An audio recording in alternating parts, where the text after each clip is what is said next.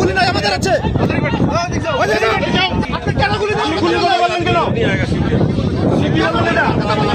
আপনি এটা কি বললেন যে গুলি করবেন? আমরা গুলি করবেন না।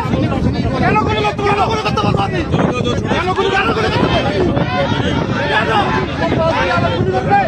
গুলি করবে না। আল্লাহর কথা গুলি করবে না। গুলি করবে আমাদের নাই। গুলি নাই আমাদের আছে।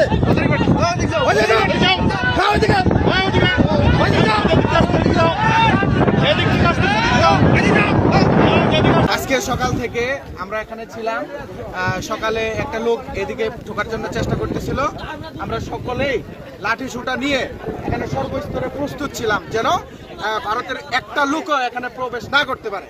কিন্তু আপনার বিএসএফ আসলো, আসার পরে জোর করে এদিকে ঢুকাই দিতে চাইতেছে বাংলাদেশের দিকে। এখন আমরা আছি, এখানে মিটিং হচ্ছে। বাংলাদেশে প্রবেশ করে দিয়েছে, আমরা ফিরে বর্ডার ঘুরিয়ে দিছি। এটা নিয়ে বিএসএফ এর সাথে যাতা, বিএসএফ ঘুরে নিব না। বন্দুক ধরাধরি বিডিআর এর সাথে জোর করে দিবে বাংলাদেশে। 6টার সময় ইন্ডিয়া থেকে বিএসএফ জোর করে এক লোক পাঠায় দিছে এদিকে বর্ডারে।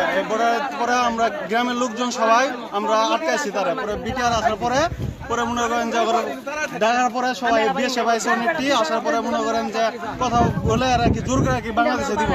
পরে মনে করেন যে আমরা সবাই আটকাই দিছি। Lily whip shea mystic glowing body wash, secret to ultimate glow. ওই পাশে একটা গেট ছিল, ওই গেট থেকে কোশ্চেন করছে, করার পর লোকটি রিজার্ভ করছে, মানে চক্রে অস্ত্র নিয়ে বড় আবুল তাবুল ভাবে চলাফেরা করছে। পরে বিজেপিকে জানানোর পর তারা আসার পরে আবার আমরা দেখতে পাচ্ছি যে দেখতেছেন এরকম পরিস্থিতি। বিজেপিকে আমরা সব দিক থেকে সহযোগিতা করতেছি এবং ভারতের কোনো লোক আমাদের এই দেশে আমরা দিব না। আমরা যত ভারতের লোক এই দিকে যদি আসতে চাই আমরা ঠেলে তাকে ভারতে পাঠিয়ে দিব। আর লোকের সাথে কথা হয়েছে, এই লোকটা হলো চেন্নাই থেকে এখানে নিয়ে এসেছে, কিন্তু আমরা কোনোভাবে এটা মেনে নিব না। আমরা তাকে অবশ্যই তাকে ভারতে পাঠিয়ে দিব।